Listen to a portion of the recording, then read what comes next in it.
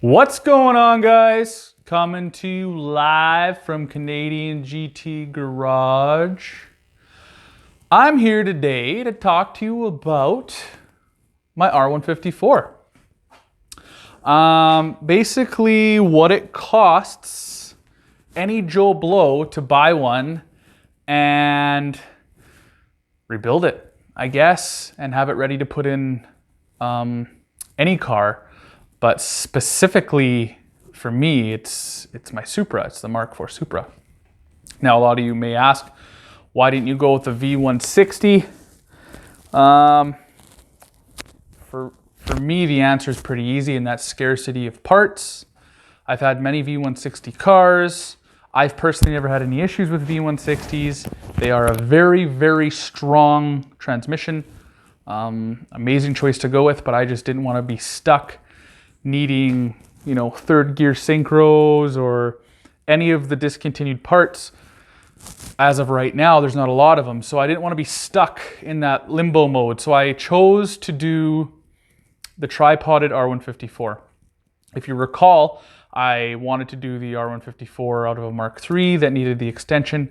After a lot of feedback, people said that they didn't like the way it felt in the shifter. It didn't feel engineered, because it's not engineered that way. It's engineered to be here, and then people move it 4.5 inches this way. So it's just that difference, I guess, people don't like the feel of. And I want this car to be 100% comfortable. Obviously comfortable within reason. It's going to be 600-700 horsepower on the street. I want to be able to drive it coast to coast, and that should all be achievable. I have lots of friends who have 750 horsepower and they drive their cars to and from each coast, and they're reliable cars. So that's my goal. So enough of that. That's the reason I went with the R154. Yes, I know I could have went with a Granis kit. That'll probably what will eventually end up in the car is a Granis T56 of some sort.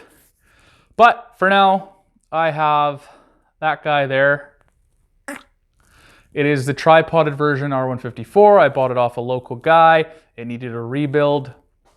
I bought the tranny for $1,200 with a second gear issue. They didn't know what it was, so I bought a second gear hub. I bought the full complete rebuild kit, Marlin Crawler rebuild kit from Drift Motion.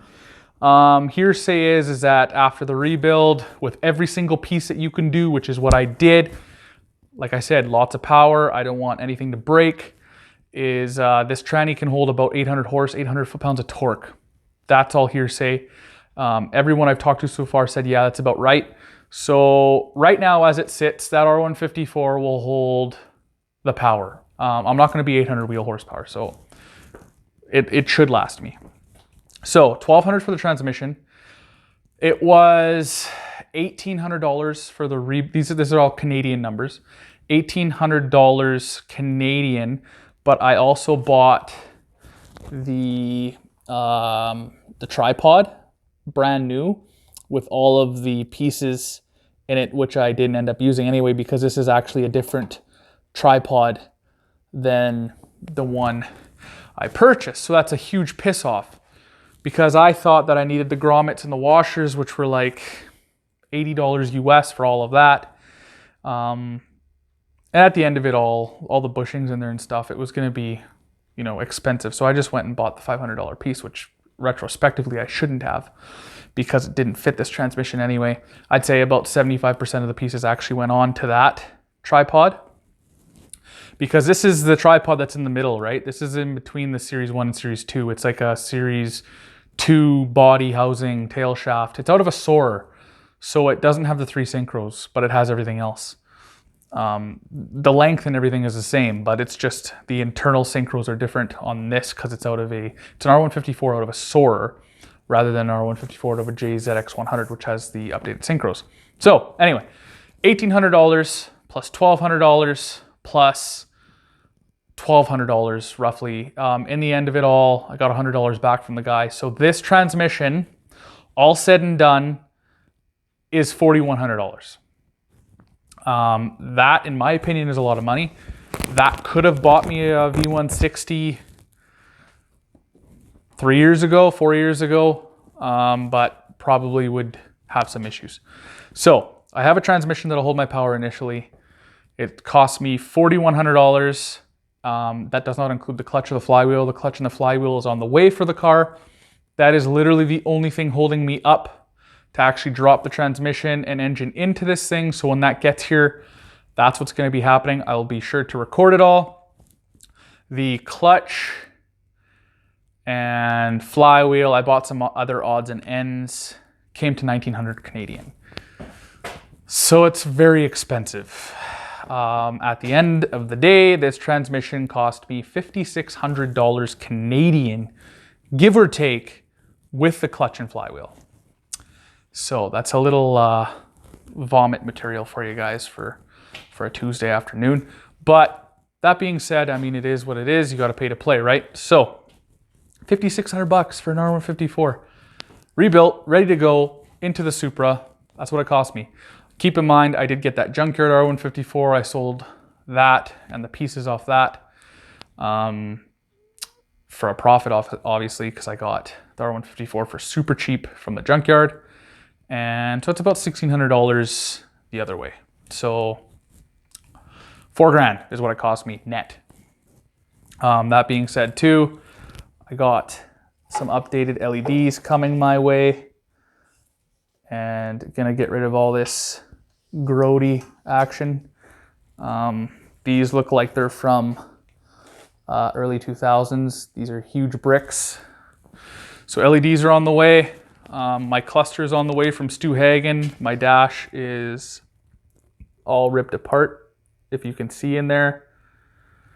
All ripped apart. Looks like the speedometer never came out of this car, so it is what it is, I guess. You need to have the TT tack when you put the TT engine in. So it has a TT tack, it has a TRD, Stu Hagen TRD,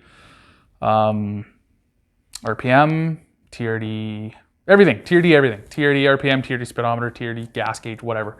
But I just wanted to show you guys a video of what it costs to get an R154, rebuild it. It would have been actually more money if it was the Mark III R154, because then you need all the bits to put it in the car, and that's initially why I went from the Mark III. That and the extension, that's part of what you have to do get into the Mark IV.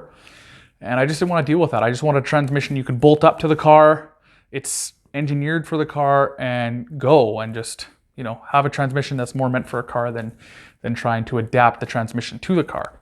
So that's initially why I went this route. But if I didn't go this route, it would have probably cost me, more money, because it essentially, my phone is bugging out. Essentially, it would be the exact same price plus everything you had to buy to bolt it up to the Mark IV, which is probably another $600. So I hope this video was semi-educational.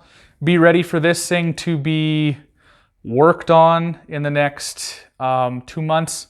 It should be on the road end of June, I'm hoping. Tuned by the end of June, I'm hoping. Everything's here, sitting in a room, ready to go. It looks like Fast and the Furious in there.